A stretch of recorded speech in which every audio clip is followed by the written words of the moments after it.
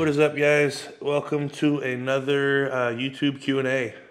Want your question answered? Keep an eye out on my Instagram. All these questions I'm literally gonna read right from the question, whatever story I posted yesterday. So if you want to get your questions answered on the YouTube Q&A, keep an eye out on my Instagram. Without further ado, though, let's hop on into this. How old are you? I am 30 years old. I turned 30 in May this year. Next question. Why don't you hip hinge in your program? So, good question. Two reasons. One comes down to, if you zoom out to the 50,000 foot view and think about things like in terms of systemic recovery and, bang for buck. Any kind of hinging movement for me, whether it be like an RDL or a deadlift from the floor or a rack pull or this or that, it is a very, very, very, very demanding exercise with not a lot of bang for buck, in my opinion, with my physique. Hamstrings aren't a weak body part of mine. Glutes aren't a weak body part of mine.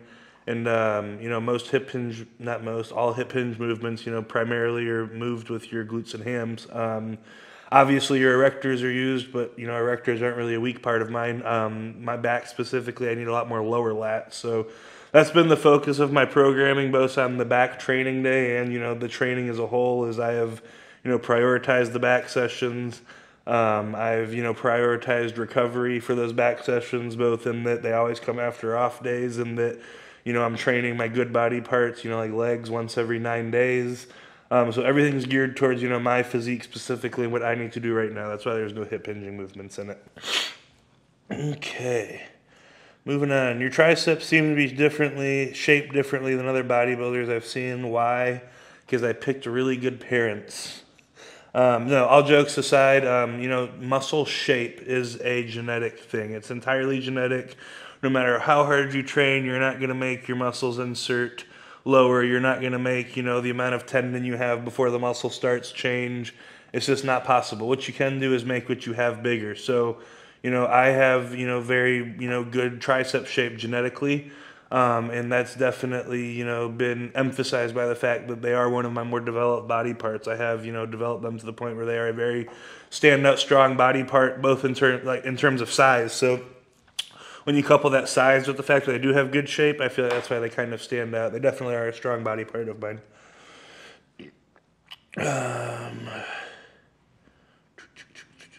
Does eating 3 hours after you wake up bad for your body? Give you a pass on the grammar for that one. In a bodybuilding setting, I would never recommend you waiting 3 hours to eat your first meal. Breakfast, break, fast. Obviously you've been sleeping for hopefully at least 7 or 8 hours already. So, you tack 3 hours on top of that and you're getting into that 10 to 11 hour mark without any kind of food, which is, not optimal for bodybuilding. So I'm a big proponent of getting a meal in within the first, 30, 40 minutes of waking. Take that for what it is. When you show 2 working sets, how many warm-up sets on average would you do? Entirely dependent on what exercise it is, where we're at in the workout, a bunch of other factors. I did a YouTube video on this if you want to watch that one.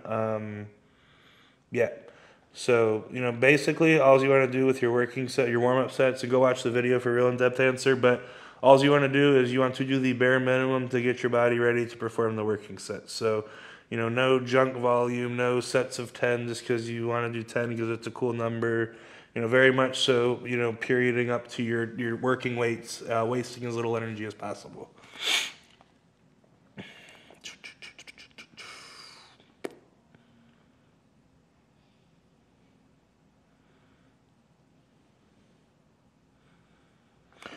You have a push A and a push B day. Is it okay to have one push day twice? Yes, absolutely. So, the reason that I have, a and a B day in my split right now is the gym I'm training out of affords me the ability to have it done that way. And what's important for me having that way is it lets me have 10 days in between sessions where I'm trying to beat numbers. So, training, in a progressive overload style, every time we step in the gym, I'm trying to either, do more reps or do the same amount of reps with a little bit heavier load. I'm trying to progress in some way every single time I step in the gym. So to do that on the same exercises every 4 or 5 days like you would if you're training on a push-pull leg split, you can really run out of runway and hit a wall really quickly on exercises. So that's why I have, the A and B days built in. But no, it's absolutely not necessary.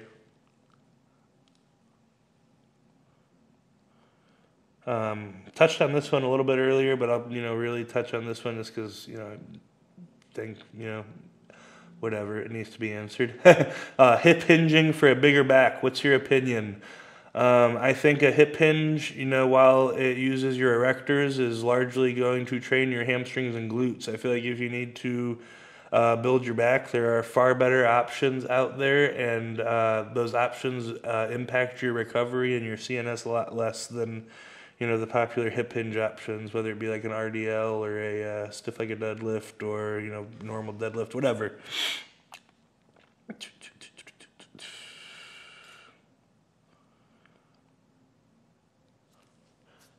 Is it optimal to balance between progressive overload and high volume in off season, or only one? I absolutely believe you need to kind of pick one and go with it. If you've watched my stuff for any length of time, I know that I'm a progressive overload guy. But yeah, either of those systems, they work with time. So I think you're much better off picking one and sticking with one, and figuring out which one your body agrees with more. If you can handle the higher volume and your joints and tendons don't like the heavier loads, maybe a higher volume splits for you.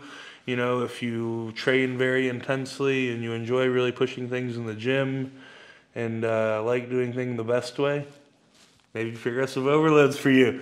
But anyways, let's answer one more, and then we will move on from there.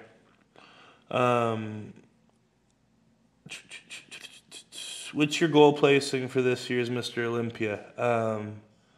I am training to win this year. I've always been really pragmatic about, my bodybuilding and what I think is realistic and where I can place. And yeah, this year we're training to win. So we'll end on that one. If you like the Q&As, be sure to subscribe. We're going to drop at least one every single week. And like I said at the beginning of the video, if you want your question answered, be sure to keep an eye out on my Instagram so you can get the questions in. As always, appreciate y'all following along and getting some good questions in. I'll see y'all next week.